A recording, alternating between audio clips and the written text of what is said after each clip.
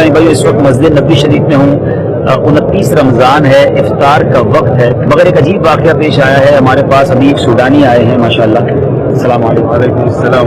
آئیے اسمن کا ابو عبیدہ ہیں ہمارے ساتھ، اور یہ مجھے تلاش کرتے کرتے یہاں پہنچے ہیں. اور بڑی عجیب بات، میں نے جب ان سے پوچھا کہ آپ نے سبز امامہ کیسے پہنا ہے، تو یہ بتاتے ہیں کہ مجھے 2 سال پہلے مولود کا مہینہ تھا اور یہاں پر ایک شیخ ملے تھے سبز امامے والے، اور ان کی باتیں بڑی عجیب تھیں. ان کو میں جہاں دیکھتا تھا مجھے وہی مسجد نبوی شریف میں نظر آتے تھے. کئی مقامات پر مجھے ملے، انہوں نے اپنے ہاتھوں سے مجھے سبز امامہ باندھا ہے جب سے میں نے یہ امامہ پہنا ہے. اور ان کی باتیں بڑی روحانیت والی تھی، وہ بہت آنسو بہاتے تھے. پھر میں نے ان کو امیر اہل سنت کی پکچر دکھائی تو انہوں نے کہا کہ ہاں یہ وہی شیخ تھے، یہ وہی شخصیت تھے، انہی سے ملتا جلتا چہرہ تھا. اب ان کی زبانی بھی کچھ ان سے ایک دو لفظ سن لیتے ہیں. باقی میری نیت ہے کہ انشاءاللہ ان سے الگ سے ملاقات کر کے ان کا پورا یہ جو انٹرویو ہے، جو پورا واقعہ ہے، وہ انشاءاللہ ہم ریکارڈ کریں گے انشاءاللہ. ہوا نفر انت ملاقات فی الحرم. نعم. هو آتي امامه. نعم. كلم شويه. طريق قادرين في السودان. هو نفر انت ملاقات في الحرم. بالنفر ملاقات في حرم باكستان قبل يمكن 2 في مولد النبی. میلاد کا مہینہ تھا، 2 سال پہلے ان کی ملاقات. وہ آتی امام الاخضر. هذه عادية کلام العجیب. ايوه نعم. وهذه يعني ربنا هذا كرم من الله عز وجل، هذه ملاقاة. وذهبت الى السودان والحمد لله يعني جعل ربنا فيها خير كثير. کہہ رہے مجھے بہت خیر ملی ہے جب سے میں پھر امامہ باندھنا شروع کر دیا ہے. میرے لیے سودان سے مشائخ کی یہ تصویری تحفے میں لائے ہیں. کیا بات ہے، امیر اہل سنت کی وہ کرامتیں اب کہاں کہاں ظاہر ہو رہی ہیں. اب امیر اہل سنت کئی سالوں سے ظاہری طور پر تو تشریف نہیں لائے ہیں، مگر یہ عربی آ کر ہمیں بتا رہے ہیں کہ ہماری ان سے حرم شریف میں ملاقات ہوئی، انہوں نے امامہ دیا اور آج میرے سر پر امامہ ہے. اللہ کریم ہمارے امیر اہل سنت کو سلامت رکھے. اب ہو سکتا ہے کچھ لوگوں کو سمجھ نہ آئے، یہ ان کی سمجھ کا قصور ہے. ہم تو یہاں بیٹھے تھے، یہ خود ملنے آئے ہیں تلاش کر کے، اور انہوں نے ساری باتیں بتائی ہیں. اللہ تبارک و تعالیٰ امیر اہل سنت کا سایہ ہمارے سروں پر.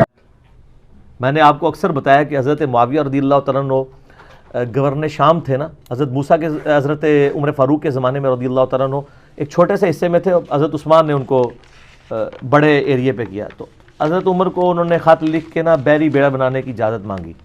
تو حضرت عمر نے مشورہ کیا تو بتایا گیا کہ سر اس زمانے میں لائف بوٹس تو نہیں ہوتی تھی کہ یہ جب بحری بیڑا ڈوبے گا نا تو ایک بھی نہیں بچے گا. تو حضرت عمر نے سمندری جہاز سے روک دیا کہ میں مسلمانوں کی لائف سٹیک پہ نہیں لگا سکتا. ان کو چاہیے تھا ایک بزرگ بھرتی کر لیتے جو مسلح ڈال ڈال کے سمندروں پہ نمازیں پڑھتے ہیں، ٹھیک ہے، بسم اللہ پڑھ کے دریا کراس کر جاتے ہیں. حضرت عمر کو تو پتہ نہیں تھا کہ ایسا بھی ہوتا ہے. آپ نے اکثر سنا نا جی وہ فجر پڑھتے سن جی مکہ شریف، زور پڑھتے سن مدینہ شریف، تے مغرب عشاء جا کے نا پتہ نہیں جمع تو نہیں کرتے ہونے، جا کے پڑھتے سن بیت المقدس، پھر فجر اتھے پڑھتے سن. ہم یہ پوچھتے ہیں صحابہ کو تو یہ بات پتہ نہیں تھی. صحیح مسلم میں حدیث ہے، ایک صحابی نے مسجد نبی کے قریب گھر لیا تو نبی علیہ السلام وہاں سے گزر رہے تھے. آپ نے فرمایا یہ تو نے گھر لیا یا رسول اللہ؟ تو فرمایا ادھر کیوں قریب گھر لیا؟ کہ یا رسول اللہ اتنی دور سے چل کے آنا پڑتا تھا، بڑی مشکل سے جماعت میں پہنچتا تھا، تھک جاتا تھا. تو کیونکہ میں اڑ تو سکتا نہیں ہوں، تو بزرگوں کا کام ہے اڑنا. ٹھیک ہے، یہ میں بریکٹ میں بتا رہا ہوں، یہ انجینئرنگ ہو رہی ساتھ ساتھ.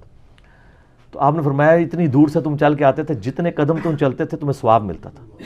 وہ صحابی نے جناب مکان بیچ کے پھر واپس ادھر چلے گئے. صحیح. تو بزرگ تھے اڑتے پھرتے نے، وہ تو بیچارے دوسرے محلے سے آ کے تھک جاتے تھے. یہ ہم انجینئرنگ اس لیے کرتے ہیں کہ آپ کے دماغ کھلیں کہ بخاری مسلم میں تو صحابہ کے ایسی واقعات نہیں ملتے.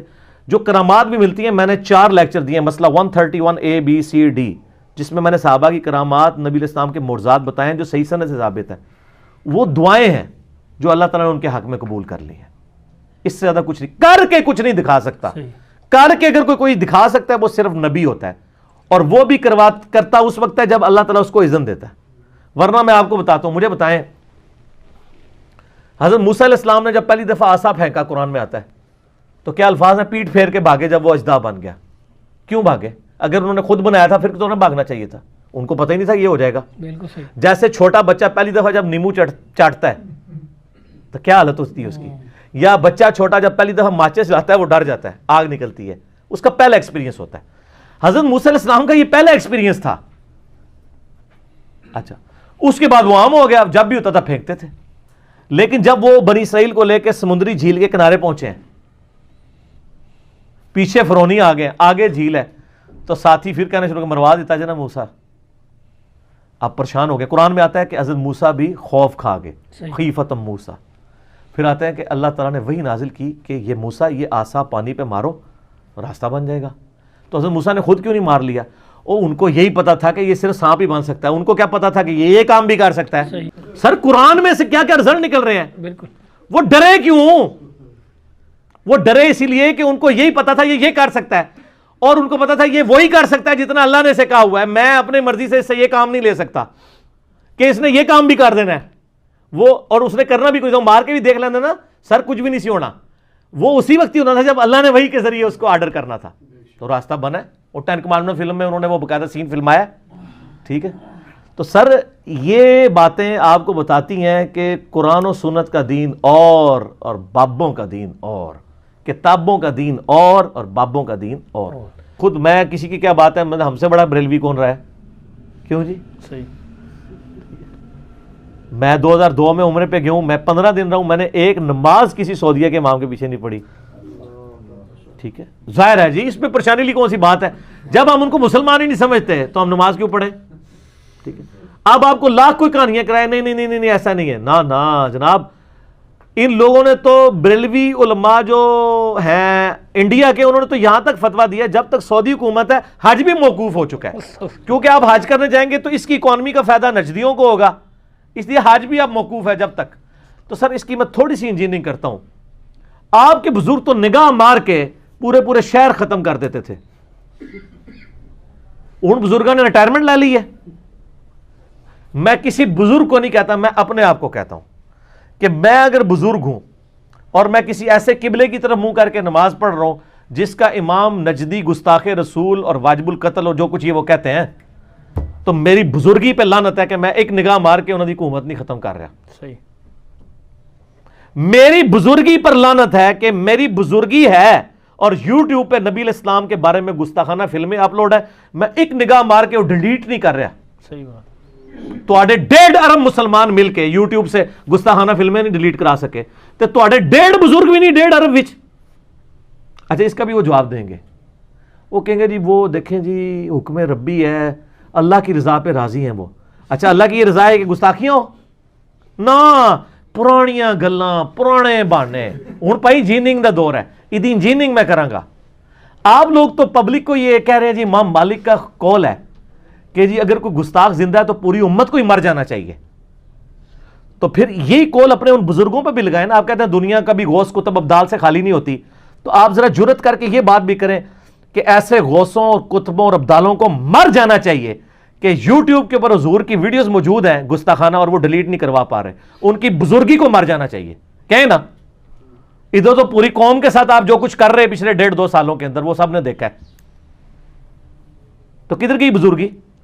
اور سر کہانیاں نے ہوں تو ہم دسا, آپ میڈیا کا دور ہے, کبھی کوئی بزرگ سامنے نہیں آئے گا. بزرگی چیک کرنے کے لیے لوگ کیمرے لے کے پہنچ جائیں گے اور پکڑی جائیں گی ساری چیزیں.